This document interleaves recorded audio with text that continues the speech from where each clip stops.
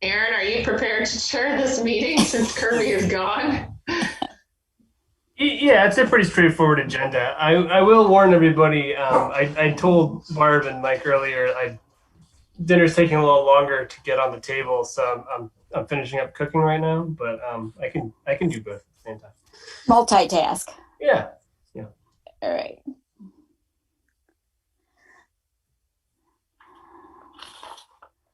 So, do you want to call us to order?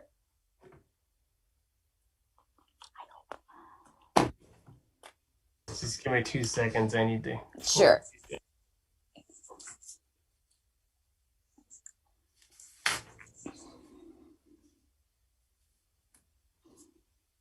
Hey, John.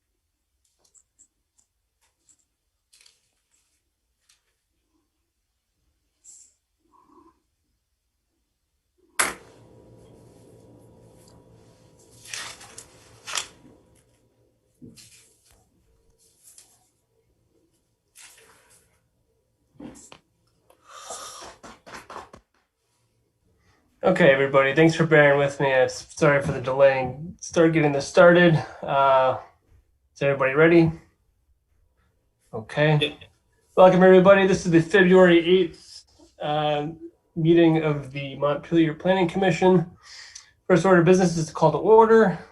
Second is approval of the agenda. And we take a look at the agenda. Unless there's any comments or changes, I'd ask for unanimous consent to approve the agenda. All right, it's approved by unanimous consent. Next is comments from the chair. Kirby is not here tonight. He's attending a family emergency. We wish him the best, but we will move forward. Fourth is general business, comments from the public. I don't see anybody on the Zoom call that looks like they're from the public. If there is, please speak up.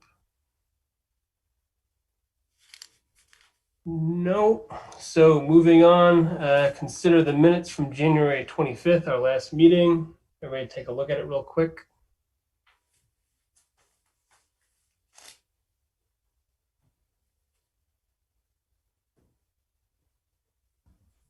Unless there's any comments, I'd ask for unanimous consent to pass or to approve the minutes from January 25th.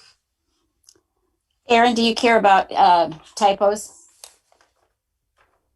If you do, we all do. Well, it's only because it's in the bold and underlined section at the end of the minutes. I just noticed it right now.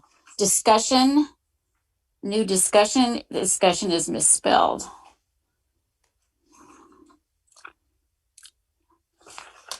Minor point.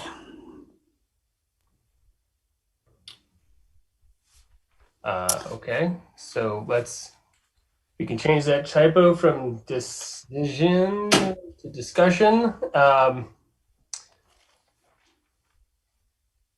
Unless there's any objections to approving the minutes. I had a question, sorry. No, go ahead. On the removing parking minimums discussion, I wasn't there. But there was a vote that failed, so we are going to keep discussing it before we get to the land use chapter. Was that the end of that conversation? Yes. Okay.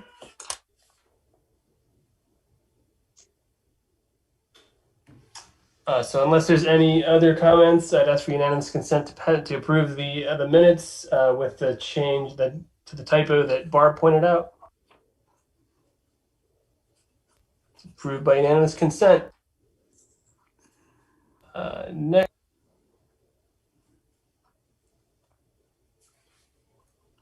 Aaron, you muted yourself.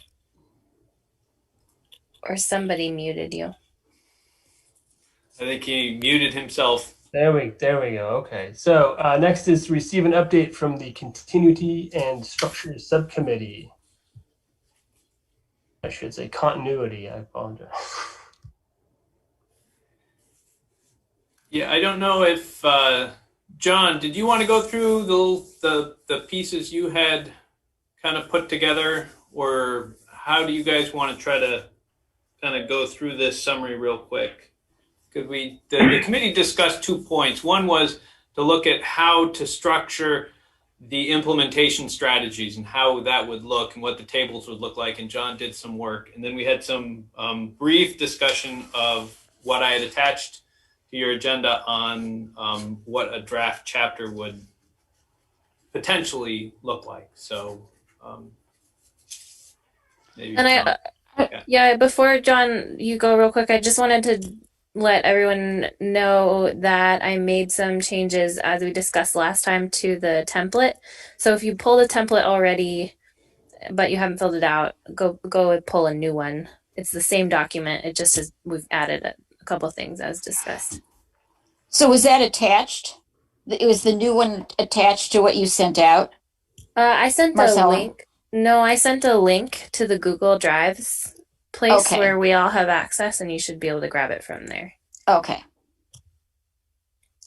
But that is the most updated one. Yeah. Mhm. Yeah, okay. Okay, John, go ahead. Or Stephanie.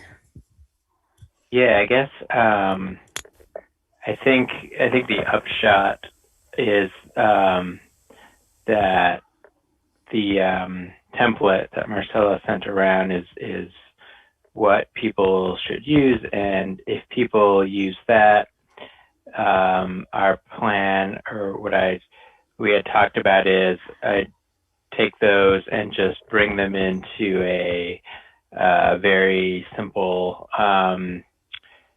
database that we could then use to populate any an application or sort of our final version, all pulling all from the same place, but allowing a number of different views. Like you could look at it from the perspective of a committee. You could say, okay, we're on the transportation committee. What are all the different actions and strategies that we're responsible for or a partner in? Or you could sort from by theme, and you could look at historic resources, or you could sort by priority. You could say, show me all of the high priority or strategies. And the idea being that, a lot of these strategies are going to have overlap.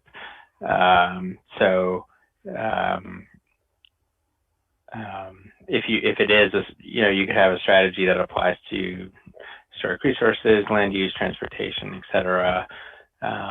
But having it all in a central database allows us to view it in different ways. I can share my screen to make this maybe less abstract. So John, do they have to have certain keywords so that they will read across? So they'll sort that way? Yes and no. I wouldn't worry about it too much. For example, since we're working on them thematically, I'll just add a column and put that theme for that whole page, right? Historic resources. The ones that we might try to have some kind of normalizing, like just create a drop down, would be like the responsible parties. So we don't have HPC, Historic Preservation Committee, Historic Preservation and Design, 8 different flavors of that. We could clean it all up at the end, and it probably, wouldn't be a huge lift anyway, but it might be possible for us to take care of that on the front end. And then and then for the other thing we want to draw links to is for each strategy, draw a link to the goals. And there again, we don't need to worry about consistent theming or wording at the beginning. Each one will just assign like an ID, basically a unique number, and then add them to whatever strategies. But maybe if I show you,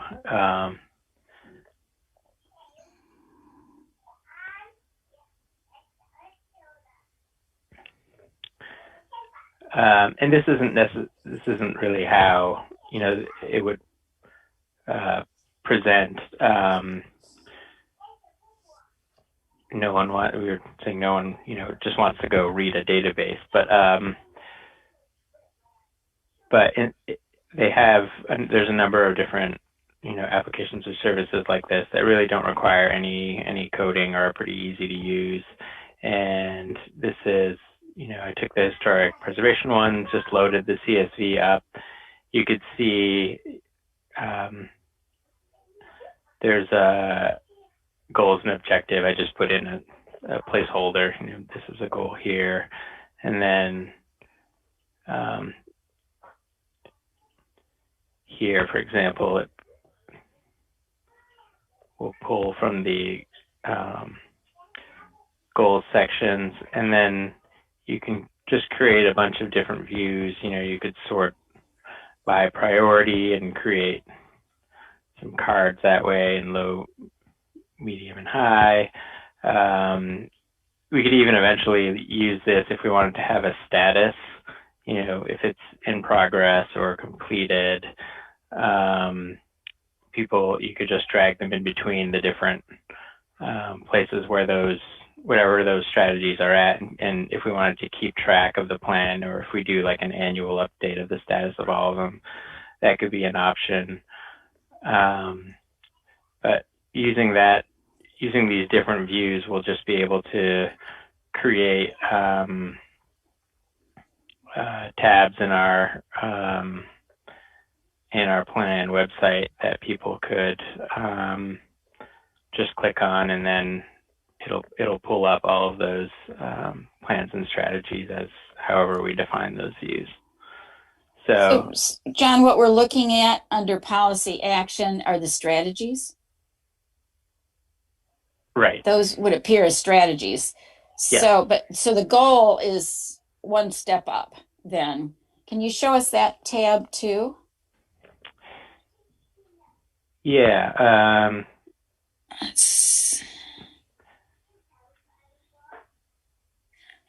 So that tab. I noticed it was on the other one. Well, anyway, It's not currently populated yet. Right, it's not currently populated. I see. Okay, so it doesn't want to come up. Yeah. But in this, for example, you have if you were to open up an item, and this isn't helpful because these don't have goals on them, but let's see, these three were linked to that first goal. So if you open up strategy 1, you'll see related goal or objective. So it automatically numbers them. It's not like we have to put any of that in. Right.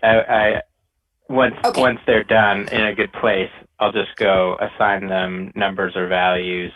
It's easier not to have people worry about that.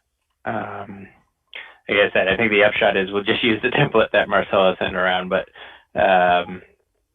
the hope is that we'll just take those and then feed it into a structure like this and sync things up, so that'll give us, I think, a lot of opportunity to create some interactivity and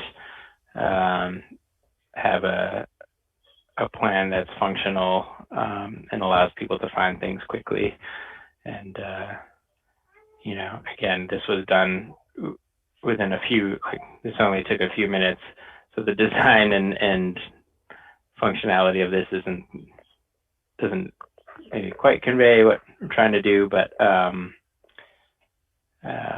yeah, I think just understanding maybe that we'll go from those templates, feed it into this, and then basically create views from it that allow people to interact or see things from different perspectives.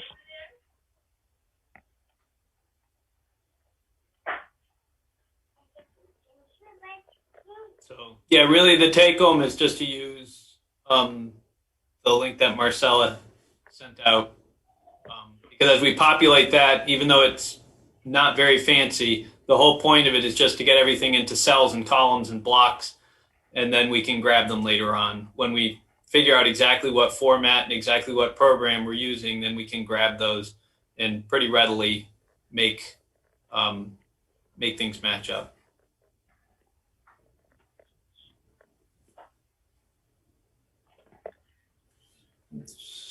So if there are any other comments on the implementation strategy, we can take them. Otherwise, I'll just go and quickly show you what was attached to the agenda.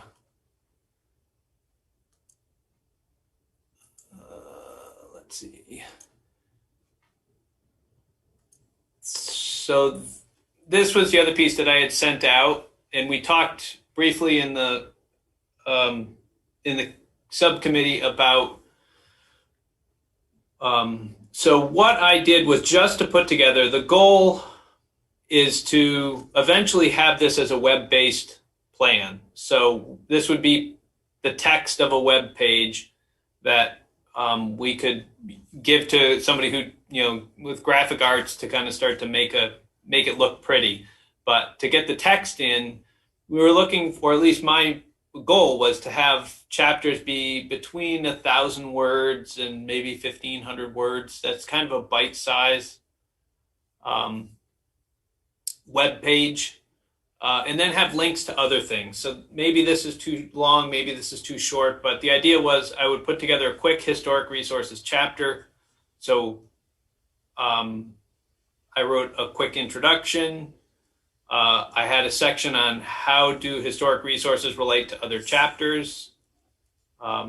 Quick discussion there. I summarized some information about Montpelier, and this was one question we had talked about: is how do we set this up? Do we actually do something like this with links to all of these, or do we put a single link to a web page that might have all of these? And that's just a format, and that's what the subcommittee will kind of discuss over time, is what's the best way of putting these together. And I think there's some support to try to build all these actually into the city plan web, the overall plan. So that way people who are in the plan can actually access these documents. And we would scan these documents and have links to them directly in here.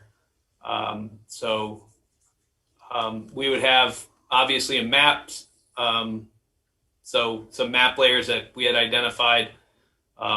What are the capital complex boundaries, location of historic markers, location of the design review district boundary, the location of designated downtown district, and the location of National Register district. So these are all just a number of related files that we would put in either a single map that would let you turn on and off layers. And then we would briefly introduce aspirations and goals. So this is our aspiration for that. And this is how we came up, a quick paragraph. So somebody who wants to understand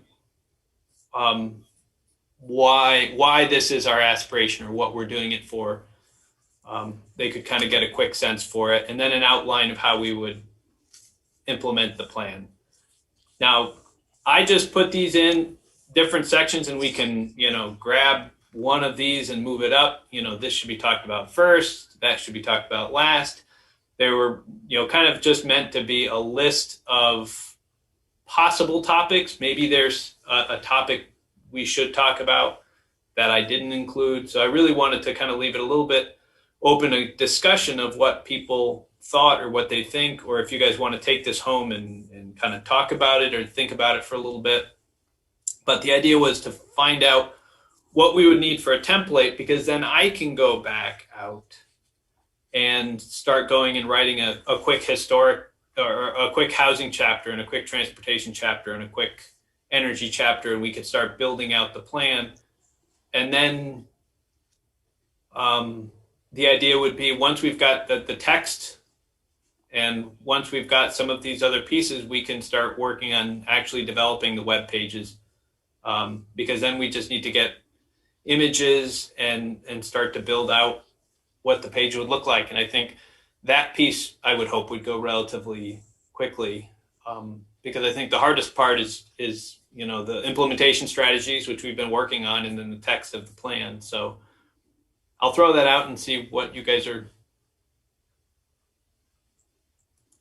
If you've got questions. So you would go ahead. Go ahead, I'll Stephanie. just add that from our continuity instructors working group meeting on Friday, the other piece that we were interested in, and I'm throwing this out to the committee for discussion, but the other piece we talked about was adding benchmarks for each chapter, something we could make a little more visual. That would be not just benchmarks for the sake of benchmarks, but finding something that's actually useful to help us quantify each of these sections and determining what that is. So I don't know if that's something that the working groups, the subgroups should be thinking about.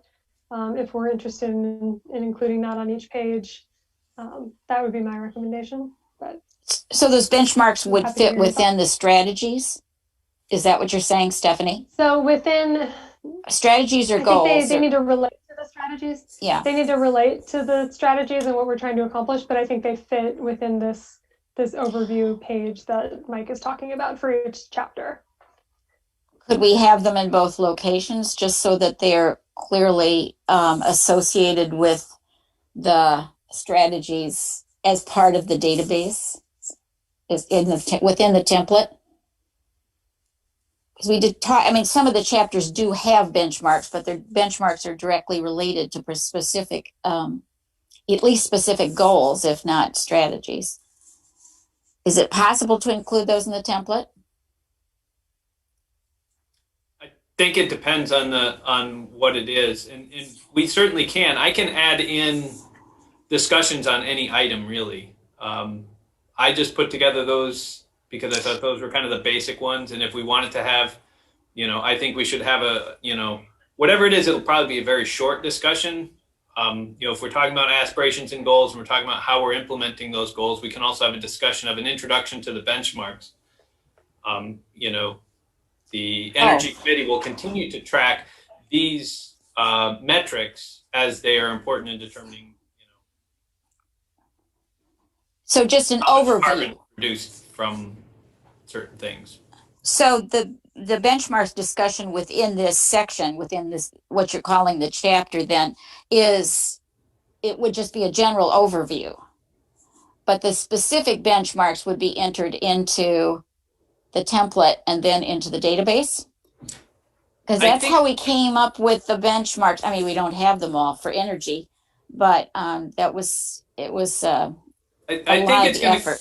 Yeah, I think it's going to come up a little bit depending on where we get to in developing. I mean, if we use, say, the ARC Hub, those are really kind of designed to have some of these links. So it could be more of a live, and this would be a question from a legal standpoint, whether you can have live links in your plan, because your plan is supposed to be more of a static document of a point in time, and you have these goals. But I don't know, I don't see why we couldn't bend the envelope and put in something that says, hey, here's our benchmark, and it automatically links to the VEIC tracker for certain metrics, and therefore, if you were to go to the energy page and scroll down, you would see the energy benchmarks, and it would actually have over time, how many houses have been weatherized every year? If that's one of our things, if our goal is, if our target is we should be weatherizing 100 homes every year, and we can get data that automatically uploads every year from, if Efficiency Vermont, then we could just link to their data set. It'll automatically download into ours, and we would automatically have these targeting across that would go through and say we did 65 this year and we did 110 next year or whatever. Yeah, I That think with in the such tight database, goals, that would be really helpful. in the template in the database, I think is where we describe what the benchmark is, or maybe highlight what we want the goal to be. But in the actual like plan overview and section, that's where we could try just to have the dynamic updating the actual measure itself, rather than say what we want to measure and then not measure it. Yeah, and I think it'd be interesting to hear from the state and some other folks as to, I would love to see us be able to do the dynamic measuring within the plan. I just don't know. Is it possible? Yeah. In a city full of lawyers, Probably it's always suspect to get ourselves in a position where, we aren't making this a PDF plan. So we don't, it's not a fixed in time document. And so I think some people may have concerns about that from a legal standpoint, because it is adopted by the city council. And if it's adopted by the city council with a dynamic link, doesn't that change the adopted plan when that gets, and that I think is just a legal question. And could we put a line in the sand that goes and says, here's the adopted plan, and below this line is the dynamic benchmarks. And therefore, there's a clear delineation. I think there may be ways we can play with things, but nobody's done this before. So I think we'll have to work through a few potential areas where we either clearly recognize that this is a dynamic benchmark and therefore is not technically part of the plan. That would be so incredibly useful to be able to have it be dynamic like that, especially when we have tight limit timelines for the energy plan, for example, that as to know how we're doing as we're going along would be incredibly helpful if it can be done. I mean, it sounds pretty complex, but you can do anything, right, Mike? I'm just, in certain cases, I'm just trying to make a great plan. And if the more ideas we can come together to make it, this web plan is going to be new and different. And if we can come up with good ways of doing things, we'll make it happen. And I think some of them we can be probably really easily automated. Others, if they're just being updated once a year and we know where those data sources are, then it shouldn't be a big deal as long as we make a point of it to update that. It could be as simple as creating a Google Sheet that we pull from and updating that every year. Yeah, somebody has to do that. Yeah, just have a calendar reminder that pops up for probably me or somebody in my office to go and start to go through and, whether it's unemployment data or, whatever the metric is and whatever the chapter is, we just have to know to go through and make that addition to the benchmarks. Or like our first meeting every January can be one where we update everything and take stock or something.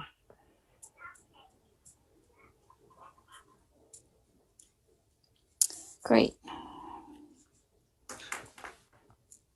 So yeah, we'll leave as I said, I'll leave, again, sure everybody hasn't really had a chance to go through the historic resources chapter that I wrote, but in some cases, read through it and see if it looks good, but does it, is it too in-depth, not in-depth enough? Because what I really want to do is just to get a feel for, not necessarily going through and correcting punctuation and stuff like that, but just kind of getting a feel for, are we going in the right direction? We got a good idea. This is what we're looking for, because I don't want to write out 12 chapters and then delete the same section out of every single one of these. We're kind of looking for a template so I know what to build. And then we can all review that and make the edits and changes. But the goal is to come up with a chapter of about 1,000 to 1,500 words And it's going to cover these headers and these topic areas. And that way it'll be consistent throughout each web page. We'll have those same headers, those same things will kind of transfer across.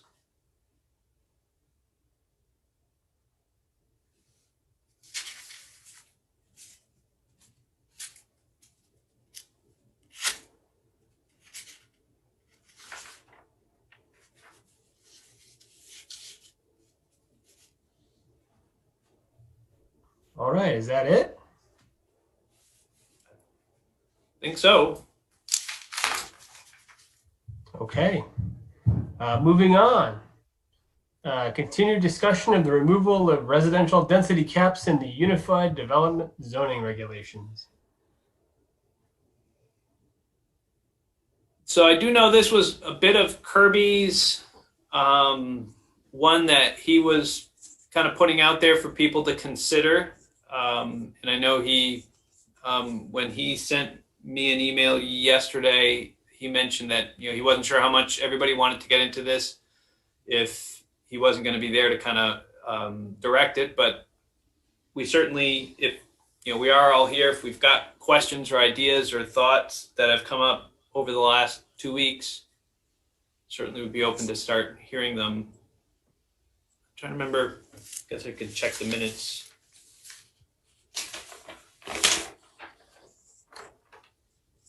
So we just moved the parking further on. That wasn't on, it's not on the agenda for today. Correct. So we're strictly talking density. Moved on. I I guess John and Stephanie, you guys weren't there at the last meeting. So do you guys have questions, or do you want a quick update on where this was coming from and going to? A quick update would be helpful, as long as that's not annoying for those who were here last time.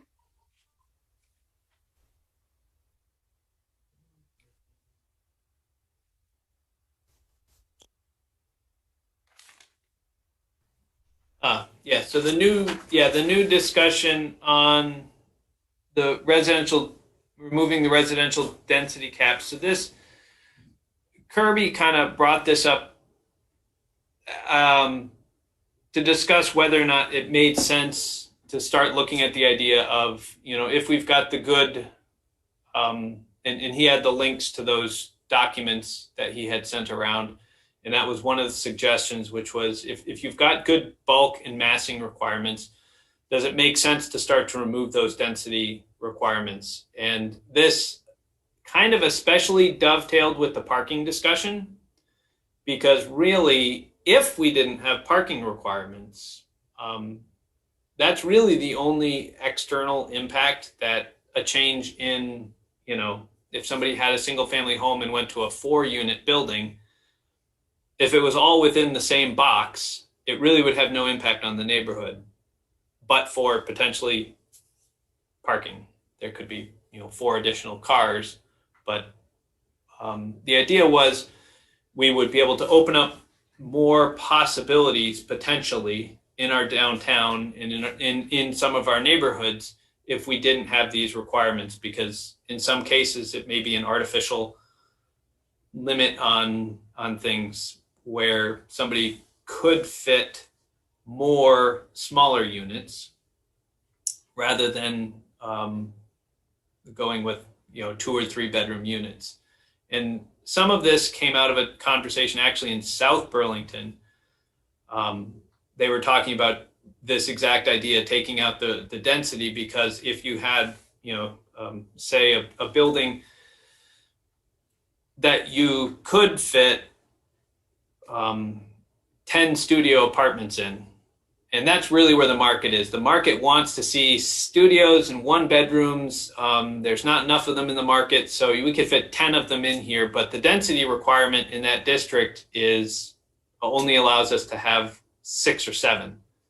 Well, then you may go in and put 6 or 7 2-bedroom units, because you're going to get more money. We're going to still maximize our bulk and massing when we build this new development, and we'll put in the 2-bedroom units, which really isn't what the market wants, but you're going to get more money, and therefore it pays for itself. The development pays for itself better. And so it kind of artificially pushes to less units with more bedrooms rather than maybe what the market wants, which is a number of smaller single units. But what matters for character of the area really is how much, how big the building is, the bulk and the massing and the amount of setbacks and all of those other requirements that we already regulate. So that's a little bit of where Kirby was kind of pushing, why don't we head down this avenue?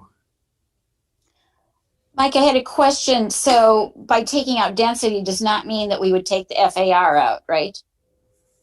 Floor area ratio would still be part of it because that's a big part of the massing. Right. Okay, fine. Yeah, because that's how the non-residential is regulated. Right. And there's an FAR value in the residential as well. So to some extent, it controls the size of the building if it was a new building. Footprint, yes. Footprint and FAR together, yeah.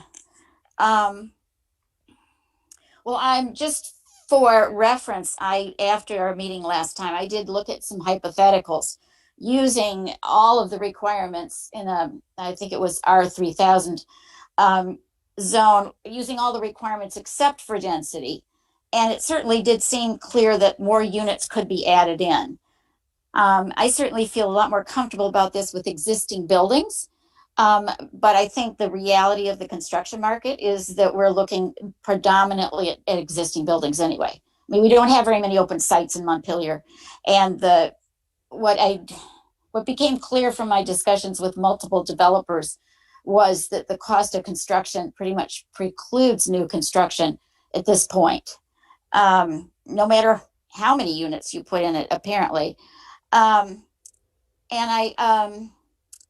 I learned a lot about ADUs as a result of this too. So the opportunities for us to put ADUs into existing buildings certainly helps us to add significant number of units.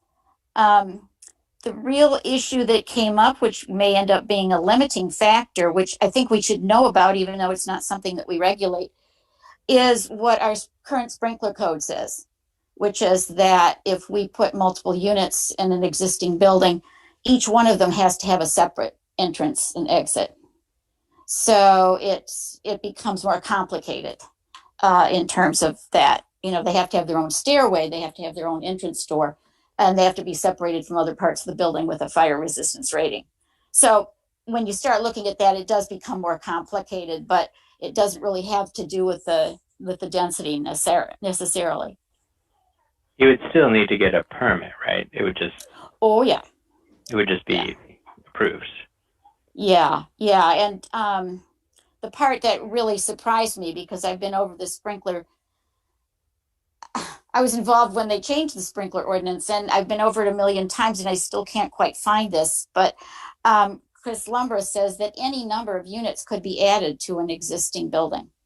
That was his latest email to me, Mike, if you saw that, without having to sprinkler the building, existing residential building, without having to sprinkler. So that's huge. That certainly makes it much more affordable to work within an existing building than necessarily adding a new building.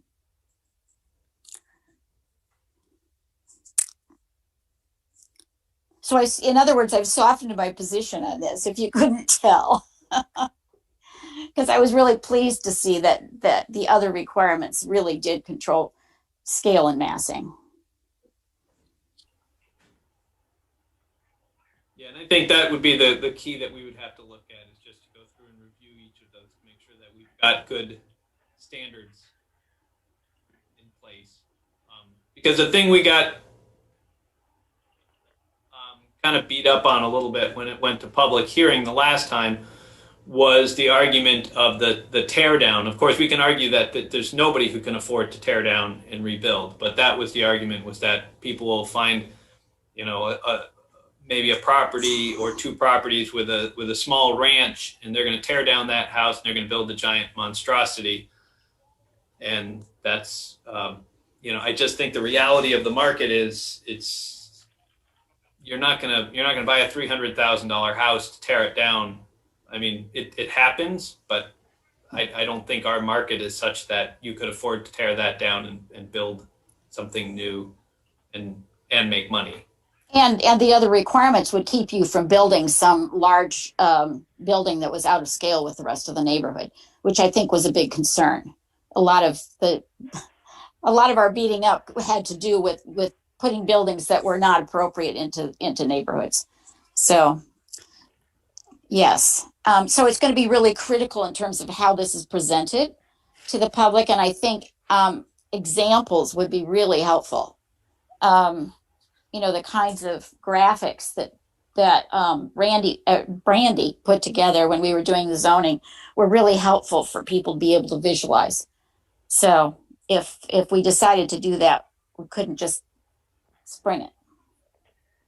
Yeah, I think another thing that could be powerful or helpful is, I've done this in talks before, so I think I actually have photos from around Montpelier, but it's to show a photo from the street of, a home or structure, and then ask people to guess what the density is. And I think I have maybe a dozen or 20 examples, and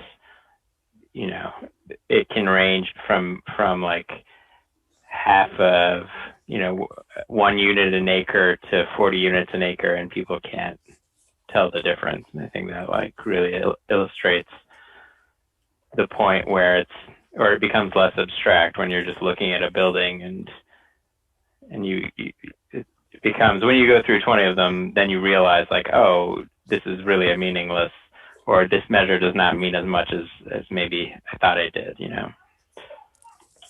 Yeah, actually something that could be contained within the document itself might have, more to do with comparative drawings, which is similar to some of the stuff that we have in the zoning right now. So I think both would help. Your formal presentation would be really useful, John, from that standpoint. And then to kind of carry that on into the actual document, because of all the people who won't see that presentation, is going to be important too.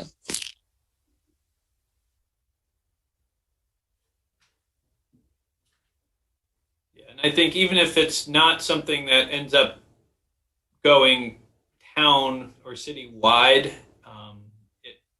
it may be something that starts to roll out and starts to grow. I mean, currently, that's what Urban Center 1, Urban Center 2, and Urban Center 3. They don't have any density requirements. They only have bulk and massing. And they also don't have parking requirements. So that's pretty much the start of what we're talking about.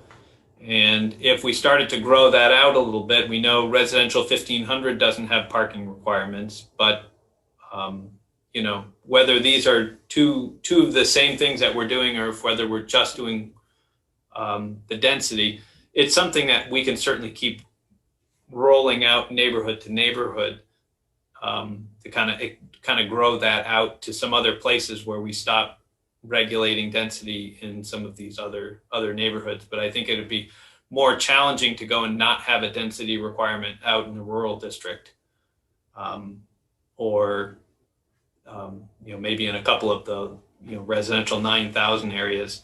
It may be a little bit more challenging because the houses were bigger, so the bulk and massing requirements are bigger. So it's actually easier to put an 8-unit building out on Terrace Street because the bulk and massing would let you do it. Now, that may not be a bad thing. That's a policy question, but that's what we would have to kind of consider, and whether the public would support something like that. But I think the public would support, certainly in these closer to downtown areas, the ability for a developer to go through and either convert, I've got 2 3-bedroom apartments, and I think I'd have an easier time renting them out if I had 5 studios or 6 studios. That's up to the developer to decide what's the best way for them to subdivide that building. And I think the public would support that.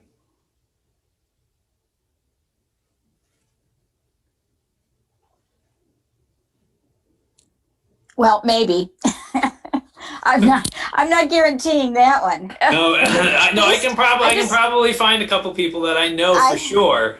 I Well, have this vivid memory of some of the comments that were made at zoning. So I can imagine exactly who would probably not really feel that same way, Mike. yes, I would anyway. guarantee I would, as long as something is changing, I will get an earful from certain people.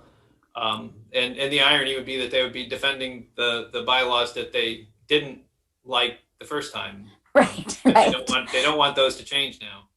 Yeah, they worked out okay. So isn't it like the only thing that like brings like Democrats and Republicans together is their hatred of density? I'd say there's probably other things changing too, zoning. John. Yeah, zoning will bring everybody together.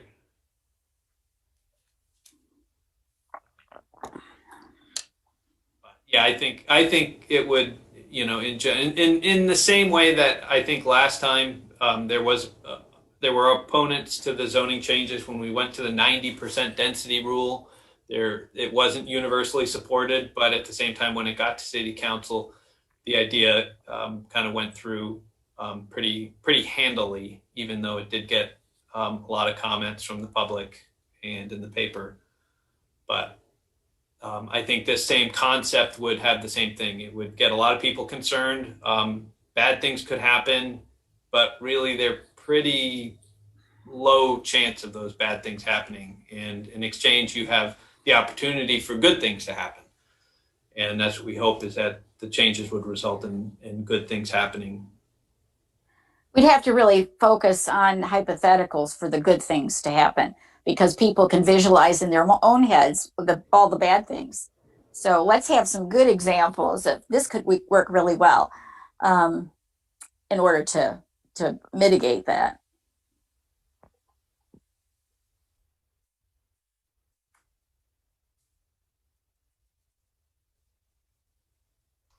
So what would be the next step for considering this? Like, would we go through does somebody have a proposal for which zoning districts or an idea, or do we go through them, or? I think it was Kirby's kind of his idea, and I don't think he was necessarily making a proposal that he wanted to see, making a zoning amendment right now. I think he just wanted to start to have that conversation. He thought it was important because we're going to be heading into conversations, it just like John's conversation for parking is going to affect how we write our transportation plan. And I think Kirby was kind of thinking ahead to the land use plan and thinking land use housing plan. Let's think about what we want to, what changes we would want to make. Not necessarily that we're going to put those zoning changes in effect right now, but that we should start having those conversations in the context of our land use plan and these other plans going forward. And then hopefully, in his view, maybe in the fall or the next time we have the zoning opened for amendments, we'll bring back up the parking and we'll bring back up the residential densities and see where we end up. So would we want to include goals in the transportation and housing sections regarding this? Do we feel like we want to go that far? Because that certainly shows our intention. And it's not in there now. No, and I think these would be strategies, and I think it's a strategy for accomplishing a goal. And, if it makes sense, going back to John's proposal for the parking, we wanted to remove parking from some or all the zoning districts, then it's a strategy towards accomplishing the goal of having a community where, having an automobile is not a requirement. If it's not a necessity, if we're trying to have a community where you don't have to have a car, you can live in Montpelier and not have a car, and that's okay, because our community is set up for alternative transportation and public transportation, and you can do all these things without having that car. And if that's our goal, then why should we have a requirement that every house have a parking space if our goal is, so here's a recommendation in our strategy and it may just say consider. Yeah. It may not be as hard as going and saying in the city plan, we will remove the parking requirements. It may go say that the city should consider removing the parking requirements for some or all zoning districts in order to facilitate this objective. We just have to make sure that all of the other strategies do in fact make it possible to live without the car, so that we haven't, pulled one ends up being dependent upon the others. So we have to make sure that in fact that's true. But yeah, I would be in favor of saying consider, just because we don't want to throw a wrench into this process of the city plan. I guess I thought Kirby was saying something different, that he was saying, if we can move on something now, let's move on it. That's what I heard him saying in previous meetings. But, and I don't want to give a broad update to Stephanie about the parking discussion from last meeting, because I don't know that I can encapsulate everyone's perspective. But I felt like it was we were pretty divided and that discussion, and there were some, I thought, strong feelings. So we're definitely not, I would like to bring that up again, but I don't think we're ready to move on that. But it seems like, and I guess it is intertwined with this, but it doesn't seem like there's I don't hear a lot of negative feedback from other commissioners about this. So it seems like it's potentially a thing we could move on now, which I think would be, I'm in support of what I heard Kirby say, which is, if we can move on something, why wait? And why put it, in the city plan? Just do it. I'm just really worried that if we were to go ahead and open up that Pandora's box, then it may sidetrack the city plan.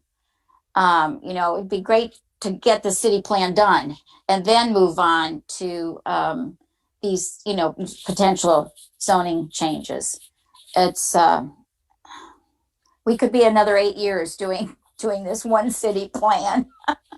And I think Mike would not be happy about that.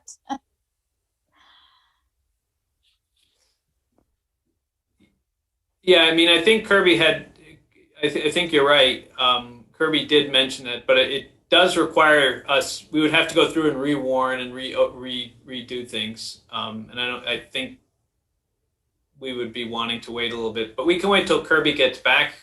Certainly it's not my call to make. If you guys wanted to warn another public hearing, that's certainly within your authority to do that. So we can wait till Kirby gets back and see how he wants to move on it. But if people are generally positive towards this idea, or at least worth exploring it further, then I guess that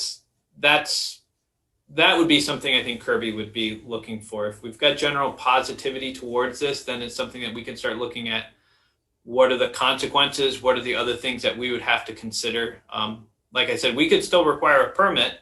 We can still have a parking requirement, in which case anyone who complains that, well, this is going to have, go from 2 units to 4 units, going to have too many cars. It's like, well, we still have a parking requirement. So you still need a permit. We're just not going to regulate whether you can go 2 to 4, as long as you can show you've got, as long as you show you've got the parking spaces, then you can internally subdivide it and get the permit. As long as you could get a building permit, which is, it's not going to be easy. That's not going to be easy. I have a question about that, Mike, in looking at the ADUs. That isn't it every time you add an ADU, you have to have a sewer hookup fee? So if you went from 1 unit to 4 units, would you have 3 additional sewer hookup fees, even though there's only 1 sewer line from the house? It's complicated, and I don't have all the answers, but I do know there's a state rule. It's either a state rulemaking process that's going through right now, or it's a state statutory change that's going through right now, because that has been brought to the attention of the state, that has been a barrier, because it's the state that takes most of those fees. It's not. It's levied by the city. Yeah. I Yeah, see. there's a Okay. city one and there's a state one. Yeah. I mean, the city one is pretty substantial. So that's why I thought maybe that was the one that goes to the state. But anyway, regardless, those are some of the issues that come up. Yeah, yeah, and those are pieces that we are learning as we're doing the ADU pilot program that we're doing, is all of the barriers to doing these, and we're lining them all up, and we'll probably make a presentation at some point to the housing task force so they can start to identify what are the parties that we need to address this with. In some cases, it can be complicated. So there may be a hookup fee if it's a separate structure, as opposed to a subdivision within the structure itself. Yeah. The structure itself. Yeah. Well, yeah, I had a long discussion with Taylor Moss from the State Housing Authority about the ADU program. So he was kind of filling me in on some of the federal regulations, which are certainly very limiting. So something else that we might want to be considering is if we want to have incentives, that we might not necessarily go through the federal government to get those incentives. Things like that. Almost guaranteed not to use federal funds ever again on those projects. It sounded nice, $20,000 a unit. That sounds really nice, but $20,000 a unit, and then we'll use 15,000 of it to go through and do all of the lead abatement and historic preservation and studies, and environmental assessment, assessments, and phase 2 assessments, and even though it was in the same building, but even though it's inside the same building. Yep. Yeah. Okay. Or if you got to put a new door in on the side of your building, then it's going to change the historic character of the historic building, and therefore you need a Section 106 report certified by blah, blah, blah, blah, blah, blah, blah. Yeah. Let's find other incentives. Yeah. All of that felt a little too real to me. The theme of funding that I deal with constantly. I bet. Archaeology, environment, yeah. And these were people, we were just trying to do these small little projects to put in, hey, we'll give you $20,000 to do an ADU, and we're doing archaeology, and you're like, oh. $3,000 archaeology, yeah. $7,000 for the EA, yeah. Not worth it. Yeah. Yeah, so that was our determination, was that we just need different funding. And so we're hoping that if the state does a bond, that maybe we can get a portion of that bond allocated to not only Montpelier, but all communities. Because state money then wouldn't have all those hang-ups to it. And we could maybe be able to provide these either grants or, we like our system of doing the 0% mortgages. Those work really well. The state doesn't always like those, but those work really well locally. Why not? Why does the state object to them? I don't know. It's different. It's not something that they're used to. They're used to either doing grants or loans, and I think doing a 0% mortgage is just not something that they're used to doing. But it may be just one that they've got to learn the advantages of, and maybe they'll come around to the concept. But somebody has to own that mortgage and track that mortgage, and that becomes part of the, it's easier for the municipality because we've got all this stuff tracked, and it's all in the land records. And when somebody goes and sells a house, we're right here to go through and follow up with somebody. But even anybody putting in an ADU under the federal program would still need financing. So it seems like they shouldn't really care what the interest rate is, but well, ours is what we do for a lot of ours is we'll do a 0%. Like if you do a first-time home buyer or you do a housing preservation loan, those we will give you $10,000, and what we do is give you a 0% loan payable upon sale of the property. So you could live in that house for another 25 years and not pay a dime on the mortgage that you owe the city. But when you sell the house, then we're going to get our $10,000 back as proceeds of that mortgage.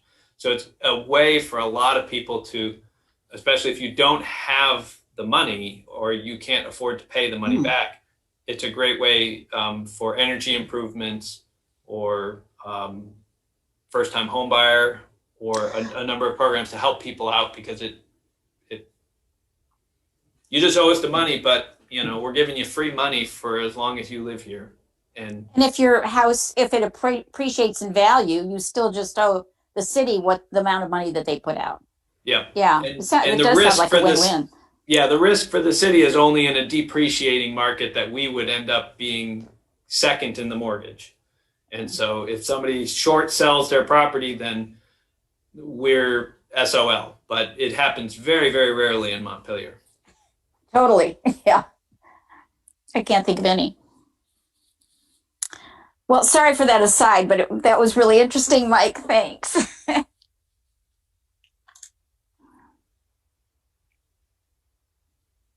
So we'll pass this along. We'll when Kirby gets back, we'll put this back on the agenda again to just talk about, and we'll see when we work it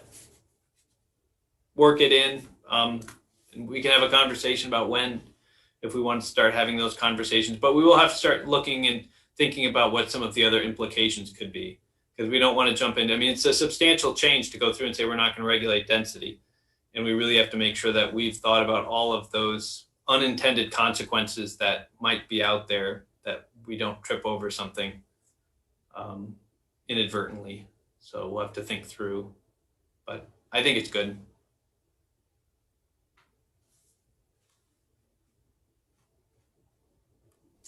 All right, so is there anything else anybody wants to talk about?